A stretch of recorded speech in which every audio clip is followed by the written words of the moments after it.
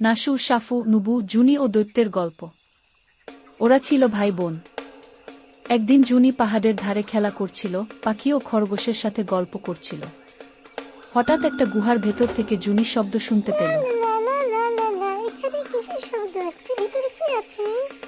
বিরাট একটা দৈত্য হা হা হা করে বেরিয়ে জুনিকে একটা বস্তায় ভরে গুহার ভেতর চলে গেল। জুনি চিৎকার করল, বাঁচাও আমাকে।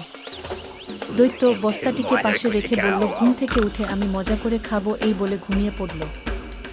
নুবু এটা দেখে অনেক ভয় পেল।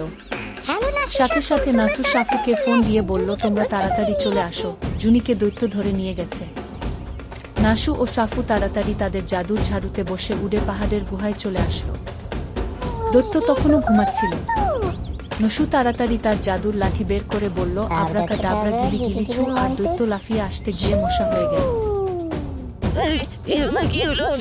সাফু তখন মশার স্প্রে মেরে দৈত্যটিকে দুর্বল করে দিল, আর নুবু একটা ব্যাট দিয়ে দৈত্য মশাটিকে ভর্তা করে দিল। এরপর সবাই জুনিকে বস্তা থেকে বের করে বাইরে চলে গেল।